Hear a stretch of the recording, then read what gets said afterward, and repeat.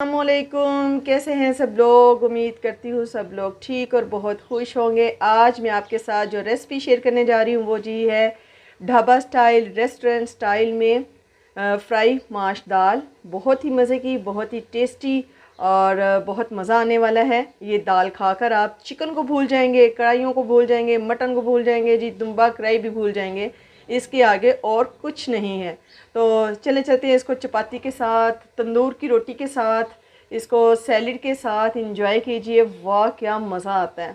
तो चलें इसको मज़ेदार सी रेसिपी बनाने के लिए चलते हैं। रेसिपी रहमान रहीम जी, हमने प्रेशर को चढ़ा दिया है जी चूल्हे पर, और इसमें मैंने 1 कप से थोड़ा ज़्यादा ऑयल लिया है। ठीक है जी, 1 पाव हमारी माश की दाल है तो 1 कप तकरीबन मैंने थोड़ा बड़े वाला जो कप होता है वो लिया है ऑयल का भर के। और ये मैंने 2 मीडियम साइज़ के प्याज लिए और इसमें 2-3 हरी मिर्च डाल के इसको बारीक चॉप कर लिया है। तो अब हम ये प्याज इसमें ऐड कर देंगे।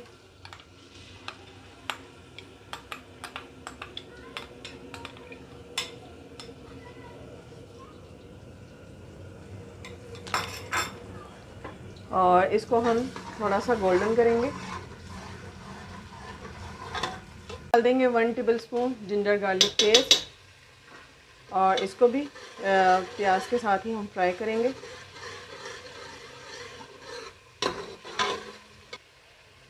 प्याज और लहसुन अदरक हमारा अच्छे से भुन गया। तो अब इसमें मैंने लिया है जी बड़े साइज़ का 1 टमाटर और उसको इस तरीके से बारीक चॉप कर लिया है, वो इसमें ऐड कर देंगे।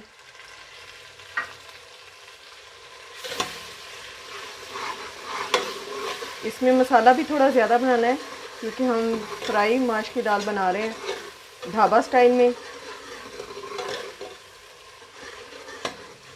अब इसको थोड़ा सा इसमें भून लेंगे। उसके बाद जो इंग्रेडिएंट्स इसमें डालने हैं वो देख लेते हैं जी।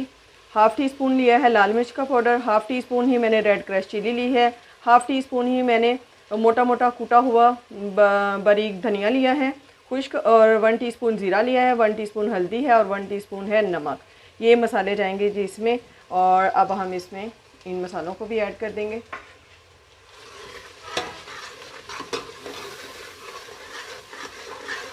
बहुत ही मज़े की आज हम दाल फ्राई बनाने वाले हैं।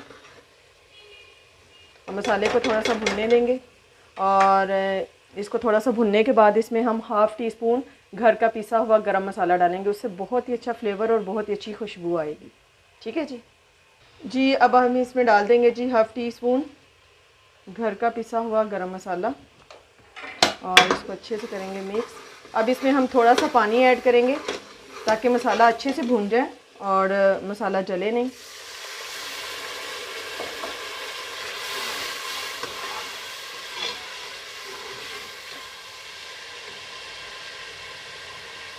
मसाला हमारा बहुत अच्छे तरीके से भुन गया है। देखिए ऑयल बिल्कुल सेपरेट हो गया है। तो अब मैंने 1 पाव ली थी जी धुली हुई माश की दाल और इसको मैंने 2 घंटे पहले भिगो कर रखा था गर्म पानी में। तो अब मैं इसे प्रेशर में इसलिए बना रही हूँ कि ये 5 मिनट में हमारी दाल जो सी रेडी हो जाएगी। अदरवाइज़ आप इसे ओवरनाइट भिगो कर भी रख सकते हैं, और अगर ज़्यादा देर भिगो कर रखें तो आप इसे कढ़ाई या देगची में भी पका सकते हैं। ठीक है जी, नो इशू। हमने इसमें ज़्यादा पानी ऐड नहीं करना, जस्ट इतना सही हमने इसको डालना है। और बर्तन को अच्छे तरीके से साफ़ कर लेंगे ताकि कोई भी दाल का दाना जो सा है वो ज़ाया ना जाए, क्योंकि इसी रिस्क के लिए हम लोग पूरी ज़िंदगी जो सी है इसी भाग दौड़ में लगे रहते हैं।